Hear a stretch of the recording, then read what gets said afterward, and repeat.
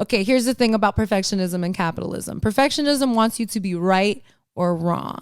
Perfectionism wants you to be like, well, I'm not gonna do abolition or anti-capitalism or any of it completely right because no ethical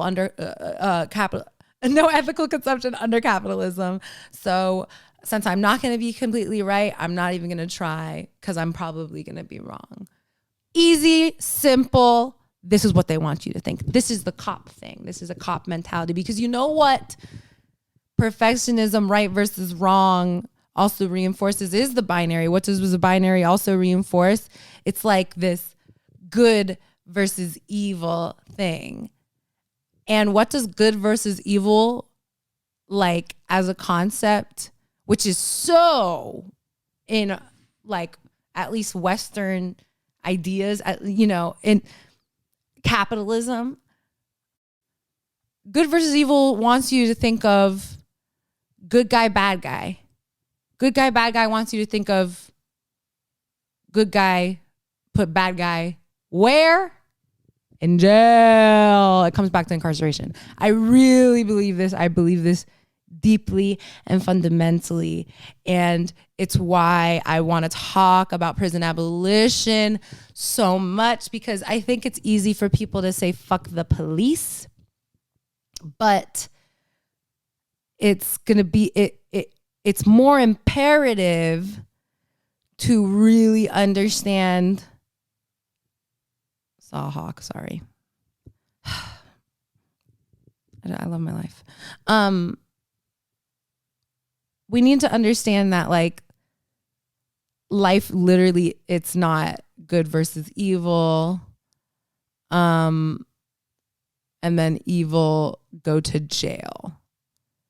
That just is literally, capitalism wants you to feel that so badly so that you feed that idea with your tax dollars, and more. And yeah, the hawk did distract me. I feel like I was getting to stuff. Let's look at my notes. Yes. Oh, yes. Another thing about the binary that I've been thinking about of good versus evil, and the danger of that for a movement specifically, like being intentional about how we're seeing ourselves in relation to it, and being very intentional about when our drive towards justice veers into the carceral. That guy's bad, put him in jail. Like, I know it's like we want to say that about a lot of people, for sure. Hear you. And I believe in harm reduction along the way. I think harm reduction along the way towards abolition is obviously an imperative, but not at the expense. Like, I don't want harm reduction at the expense of, at the very least, people challenging what it means to seek justice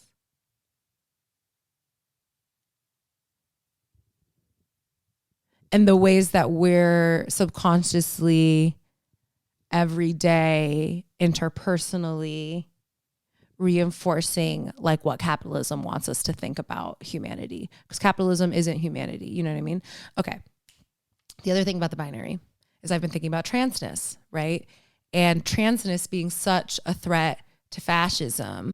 I just been wanting to talk about transness and the intersex intersexness needing to also be in the conversation. Me knowing that I'm like not knowledgeable, but here's the thing: I don't need to know everything to know that what challenges the binary, which transness and intersexness like identity does, is always going to be anti-capitalist. And that's a huge part of this attack, I think. And I think that when you destroy the binary, then it's a lot harder to uphold these structures that rely on it, that rely on boy, girl, husband, wife. I was just thinking of the industries that rely on husband, wife. Divorce. Good, evil, prison. You know what I mean? So that's my thoughts on that. Right. Another thing about good versus evil, the binary, is who makes these rules. Who's making these rules? And when we go along with it, whether passively or actively, we are enabling them to make the rules, and we make the rules, bitch. Okay. Anyways,